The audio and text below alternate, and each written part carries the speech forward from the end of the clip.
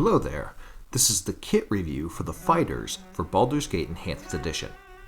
It only makes sense for us to start with the fighter as they were my first starter guide for this channel.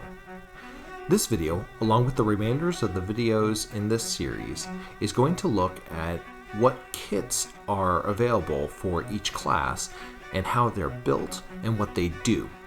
Finally, I'll give my thoughts as to what I like and what I don't like about each kit with a basic summary of the kit. So base fighters get access to wearing all armor, helmets, shields, and weapons.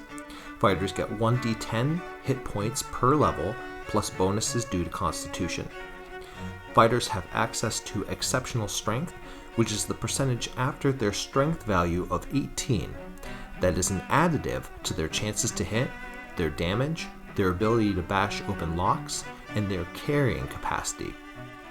Fighters can train in any weapon style, and they can earn up to 5 points or Grand Mastery in any weapon of their choice. I find fighters to be versatile yet simple.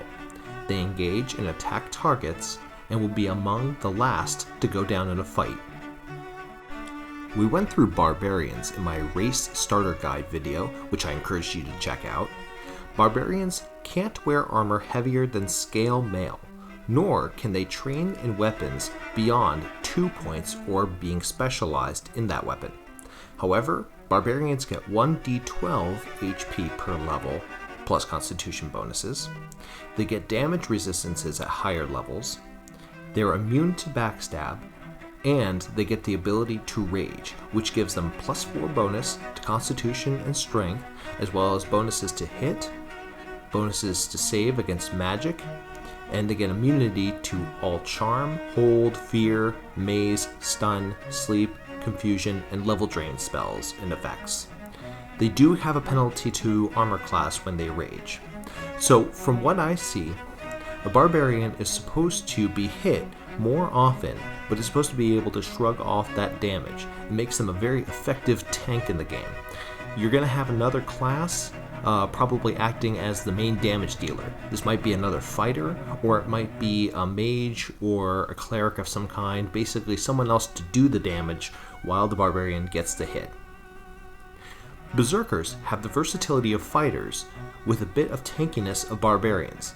This makes them very, very effective, an excellent fusion of the two classes, and can make them one of the best classes in the game. Berserkers get all the basically elements of the fighter, plus they get the ability to rage. Raging lets the Berserker get a +2 bonus to their attack, to their damage, and to their AC.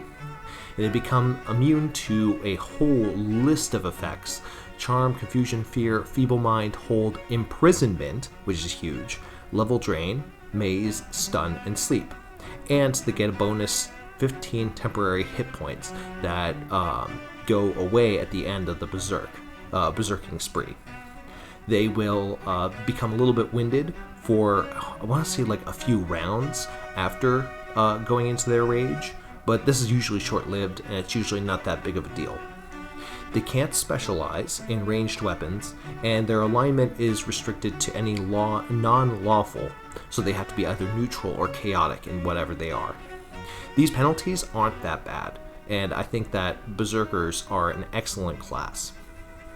Berserkers can choose to keep them as a single class, and you can get a lot out of them as being tanky damage dealers, or you can dual class them to be insanely powerful combos of Berserker mages, or Berserker thieves, or Berserker clerics. This is a huge amount of versatility, and it makes them an amazing class. The Wizard Slayer is, I'm not a huge fan of the Wizard Slayer. First off, let me explain what they have. They basically, they get a every successful time they're hitting a target, that bestows a 25% cumulative chance of spell failure on that target, and they get bonus magic resistance per level. The downside is really big though, is that they can't use any magic items aside from weapons or armor. That's pretty bad. Like, you can't use rings, you can't use amulets. I don't think you can use bracers. And so that's pretty debilitating. I would say that on their own, they're a little bit silly because you're losing out on a huge portion of magic items. And to me, that seems really devastating.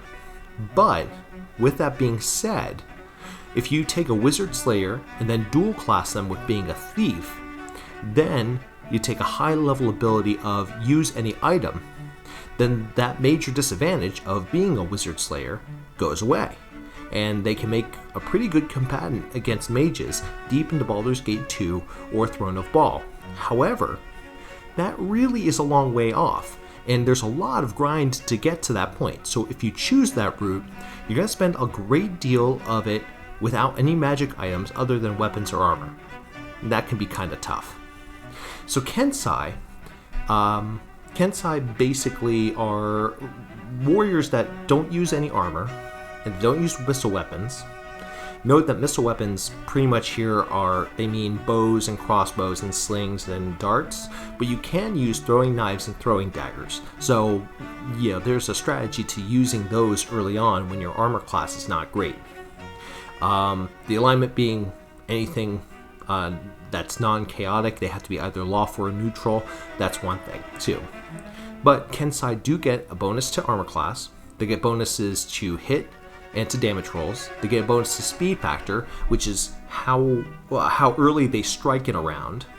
And they get the ability of Kai, which is that any successful attack does maximum damage, which is okay, but it's not amazing.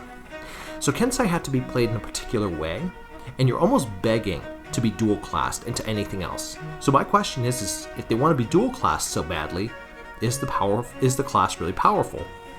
So I don't think they're a bad class. They can be quite good and have synergy with classes to dual class, such as thieves or mages. I just don't think that they're the powerhouses that some people believe them to be. I think Kai is an okay ability, and I think that their bonuses to hit and damage are okay, but they're not outstanding. So Dwarven Defenders. Dwarven Defenders, it's all in the name. They are about the defense, right?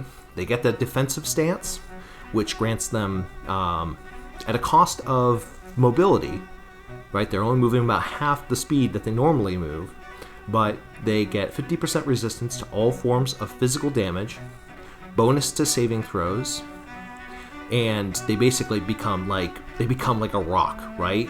You put them up in an area where you know enemies have to pass them, and they will hold that area, right? They do get a passive resistance, 5% resistance to physical damage every 5 levels.